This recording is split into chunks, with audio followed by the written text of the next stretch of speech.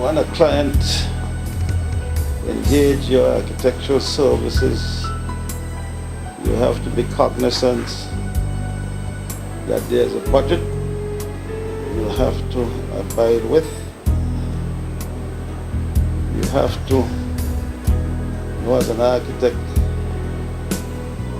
the social implications, the environmental issues, and of course the socio-economic atmosphere will be totally different to the socio-economic atmosphere in North America. So you have to scale yourself down or you get yourself into trouble. Nobody would want to employ you if you can't design a building within the confines of the present socio-economic conditions. So I all your clock learned that I had to do that, and it was not an easy endeavor. I felt at one time it was stifling my creativity, but I had to be cognizant of the type of vernacular in the built form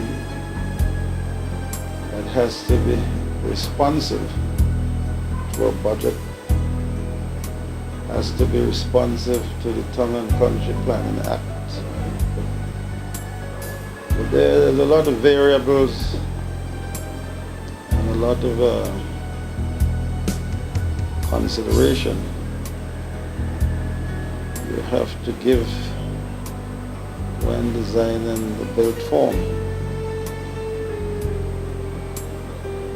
So it was a learning curve for me when I just came back, and what pertains in North America certainly doesn't pertain here. And I could give you an example. When I just came back, when a client comes to my office, I try to engage my client into signing a contract, an owner-architect agreement. And I find that they were not receptive. The client was not receptive at all to sign the contract, because they're not studying that the contract binds me to them and vice versa. So I had to drop that outlook.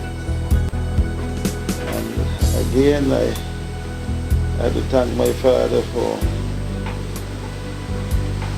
allowing me to carry out my practice without any contractual agreement in the private sector, because government is okay with the benefits of contractual agreement, but unfortunately not the private sector.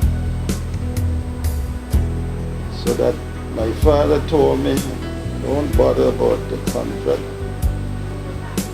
don't even talk about money when a client engages you.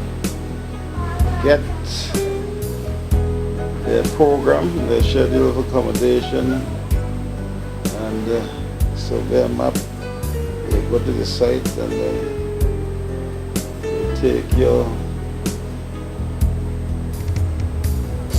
information, your site information, you take inventories, you do what you call evidence-based design. So you do your conceptual drawings in a nicely presented way. And once the clients see that your drawings are responsive and impressive, they would be receptive to pay. And it turned out to be a truism. I worked with that advice and it bore fruits. I became very successful with that strategy. The point is that when you are involved in dispensing architecture, the context, so you have to pay a lot of attention to the context, because I believe in what I call contextual architecture. A building must have relationship to the environment. The But you don't bring a North American building and lump it in a Caribbean environment. You know. A lot of people do not know about the forestry building in Camden Park. And for me, that is the not necessarily most challenging, but it's the best aesthetically appealing building that I have designed thus far. And I believe the reason being is that I walked on that building in terms of the architecture, design, and the working drawings single-handedly. I did that project from beginning to end. You know, the pre-contract, post-contract, single-handedly managed that building. And I know where all the nuts and bolts are in that building. And the building had a very strong team. You see, the Canadian agency, they were the clients. And the terms of reference called for forestry headquarters building. So naturally I use all the elements. They have relationship to a tree. So if you were to go to the building in terms of its exterior, the color would be green, and it would have these flares that is reminiscent with branches. You go inside and the concept holds, you know, the columns, they're rounded and they have flares, flared capital that look like through the lobby. I have racks to accommodate vines. So when you enter the main entrance, you have cascading vines. Needless to say, the place was not maintained, and they have deleted all these motifs. But still, every time I go there, I get very emotional because you could still feel the sense of awe, you know, the sense of a forest, you know. So I always have that building as the best building that I have designed thus far in terms of responsiveness, in terms of context, in terms of the relevant motif as it relates to forest. My other buildings, which I weight equally in terms of second place,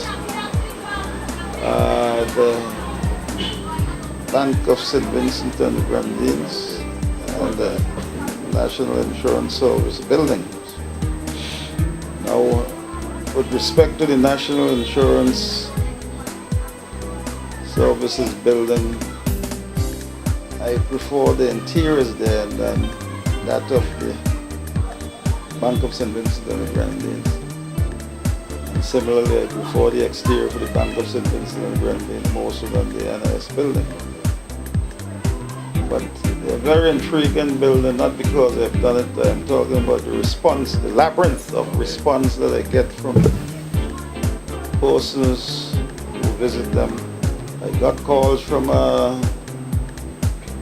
the Cayman Islands. You know, an architect wants to know where I get the awnings, the sunshades on the NIS building. He thought I got them from off the shelf.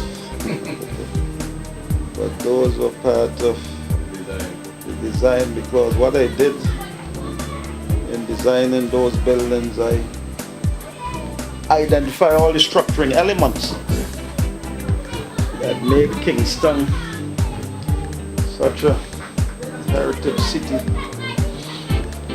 and incorporate them in a modern way. You would notice the colonial buildings, they all had sunshades but in wooden form. You talk about the classical parapet walls. You would note in both buildings I replicate the classical form in a modern way, rather than in a modern way I introduce that structural element, which is the classical parapet wall, the arches. You would note that in the NIS building there's an arch arcade. Right. And then one would come up to me and say, but how you say you design the arch arcade in the NIS, but the Reigate doesn't have an arch? So I turn their thinking upside down and tell them that there's an arch on the Reigate building, or the Bank of St. Vincent Grenadines building. So next time anyone go there, they would see a curve. The facade is curved, which is reminiscent of the arch. See? So these details, they mean a lot. You know, the question of the cobblestone. You know, that is a structural element in Kingston. You know, the question of the colonial windows. You would note that we have colonial windows in both buildings, but in a more architectonic manner. You know, more modern manner. Longer it used to be timber, so today we're using steel. And so we design in context. We design what we call evidence-based design, where we go to a particular enclave and we do our site analysis and develop the relationship with the environment, as opposed to bringing a North American building and plant it in a Caribbean environment. So there's more than what meets the eye sometimes, and I welcome this kind of interaction so that people could become more educated as to what architecture is all about, which is just a tap in the bucket. Time does not permit us to get into the nitty-gritty, the details of the profession.